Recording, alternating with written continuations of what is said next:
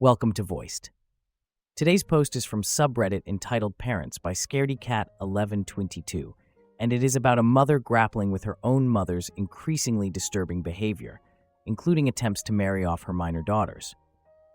I can't believe I ever had to make a post about my mother, but here we are. My 45-year-old female mother, 71-year-old female, have a difficult relationship.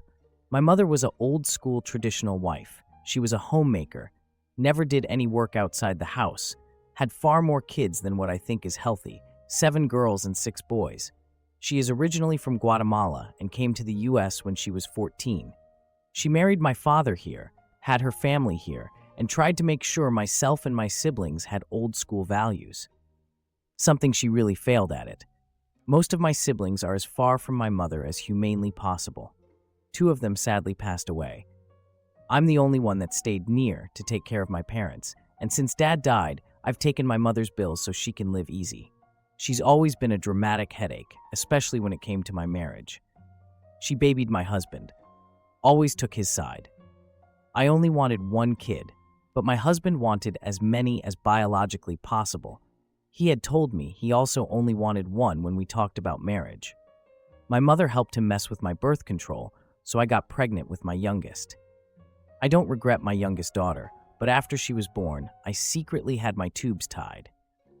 My mother always berated me for being faulty since I only had 2 children.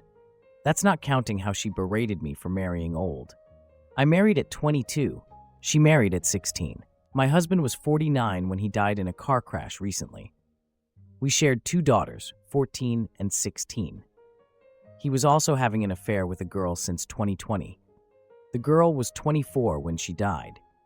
Together, they had twin boys early this year who thankfully survived the crash. My daughters found out the affair first when their father took them to the hospital to meet the babies and told the girls to keep it secret from me. They didn't, and my husband became abusive towards them and myself. We were in the divorce process when he died. When my husband's affair came out, my mother blamed me. She said it was because I was a working woman that didn't please her husband, that I didn't give him enough children, that I was pretty anymore.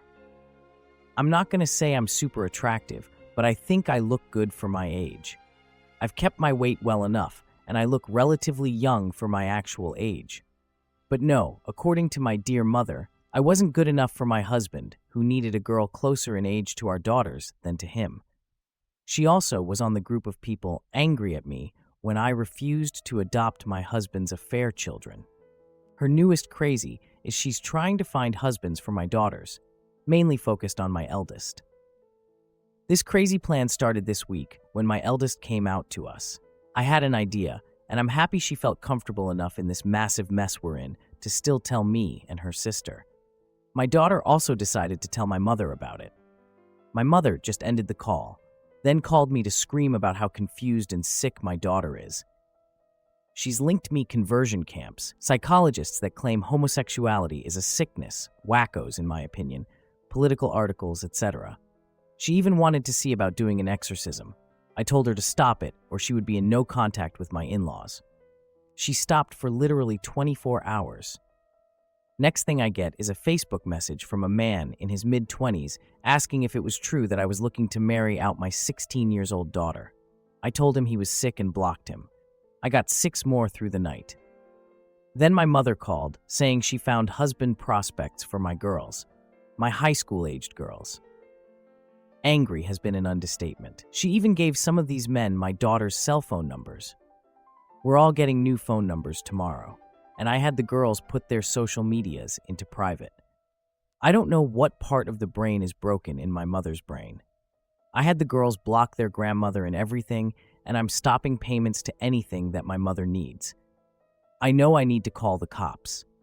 I just never thought I would need to call the cops on my own mother. It's been only 2 weeks since I had to cut my in-laws. I'm just exhausted.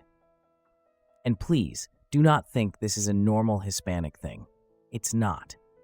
My aunts are amazing women, most of them also homemakers. They are actually on my side of cutting off my mother and calling the cops. They even suggested for my daughters and I to move closer to them in another state. This is just my mother being insane. Small update. We went to the police today and they took all the information I had. The officer we spoke was incredible and immediately helped my lawyer with all that was needed for a temporary RO. We'll be filing it this week and hopefully get it within the month. After, we'll focus on a permanent RO. This is on my mother and any third parties on her behalf. The officer was also kind enough to offer to check on us and our house at least once a day. School has also been notified of the situation, and one of my brothers is going to come live with my daughters and I until we decide if, where, when we move. I can't just up and pack everything since I still have a job and my girls are in the middle of the school year. For now, we're safe, and my girls have new phone numbers. So some good news came out today regarding my mother. As of November 2024, she will be on her own monetarily. There's also an investigation on her regarding what she tried to do to my daughters, and a very old investigation reopened about a family matter I can't really speak on for the time being. Because of the charges on my mother, we might get an expedite on that restraining order since there's minors involved, so fingers crossed. The RO will also keep some others from contacting me, mainly in-laws. On other news, after talking to my daughters, the three of us agree we don't really like our house anymore. It makes me a bit sad because it was my childhood home and a gift from my dad. But the reality is, there's too much baggage. I look at some places and it feels like the ghost of my husband's infidelity is everywhere. My girls don't like that we're so close to their grandparents, and my brother who's moved in with us has been very blunt about the fact that the house is just not worth the stress. So as painful as it is, I'm planning to do some repairs and either sell or rent it out. It's a big house, 9 bedrooms, so far more space than we ever need. I'll be happy with half that, so my girls can have their own room and I can have an office. My brother will also stay living with us after we move. Not sure if it's a forever situation, but he's a good support for my eldest daughter when it comes to LGBTQ+ matters.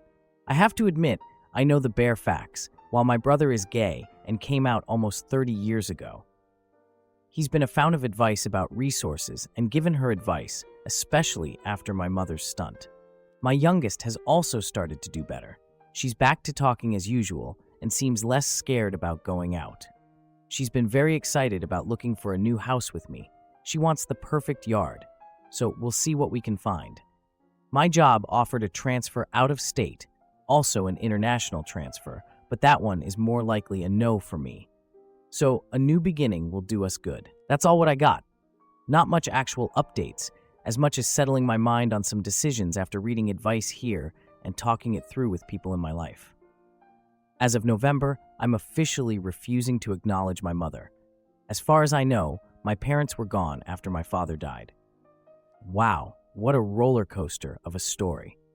It's heartbreaking to see how a mother's actions can spiral into such chaos, especially when it comes to the well-being of her granddaughters. It's clear that this situation calls for firm boundaries, and rightly so, the involvement of law enforcement.